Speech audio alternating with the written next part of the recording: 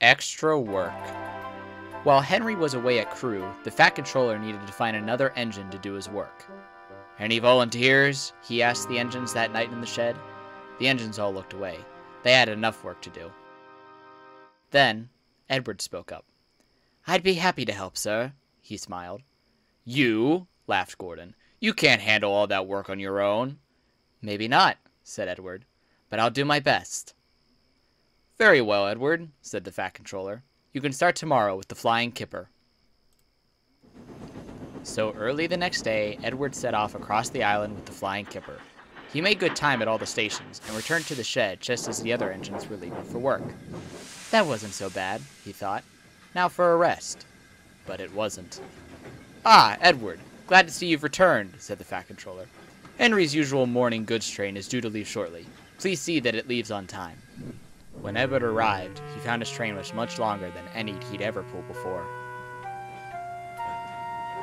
Edward was coupled up and pulled his hardest, but the train hardly moved at all. "Bust my buffers," he panted. "I'll never be on time at this rate." Then he saw James resting in the siding. "Could you please help me pull this train, James? It's a touch too heavy for me." "Me? Pull trucks? No, thank you," scoffed James. "Besides, pulling Henry's trains is your responsibility, not mine." Edward sighed, and after much puffing and wheel slip, managed to inch the train out onto the main line.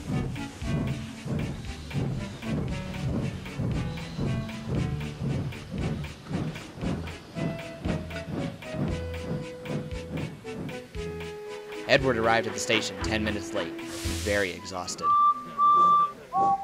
"Where have you been?" exclaimed the station master.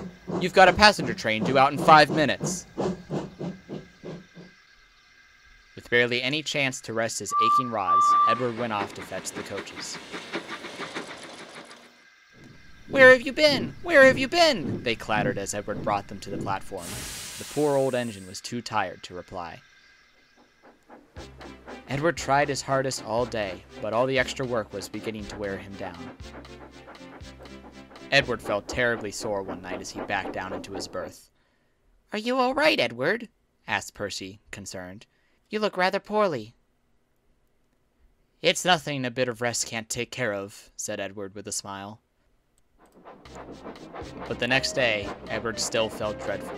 He struggled on through the morning, and was still pressing on into the afternoon. "I mustn't let the Fat Controller down," he puffed through all of his aches and pains. "He's relying on me to look after Henry's trains. I must keep going. I must."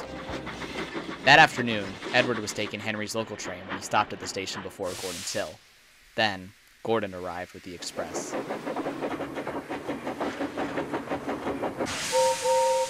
Gordon," he began, "if it's not too much trouble, could you give me a push up the hill? I'm not quite feeling my best today." "Me? Give you a push? Don't be silly, Edward," laughed Gordon. "I'm an express engine, not a banker. Besides, you're responsible for Henry's trains, not me." He puffed away in a dignified manner, leaving Edward on his own. Come along," Edward puffed to the coaches as he began the climb. "You're doing so well, you're doing so well," they sang back. But Edward didn't feel very well at all. His couplings tightened, his wheels slipped, and then it happened. With a loud crack, something broke, and he stopped halfway up the hill. The guard went to phone for help, and soon Bertie came to take Edward's passengers, as did the Fat Controller. "I'm sorry, sir, Don't worry, Edward. It wasn't your fault. I should have realized Henry's work would have been too much for one engine." "Indeed, sir," sighed Edward. "I haven't felt this worn out in years." "Then why didn't you ask for help?" asked the Fat Controller. "I did, sir," said Edward, and explained about Gordon and James. The Fat Controller was very cross, and gave the two big engines a few stern words that night. And so, while Edward was being mended, Gordon and James looked after his and Henry's trains, as well as their own. They hated it, and vowed to never mention anything about responsibility again.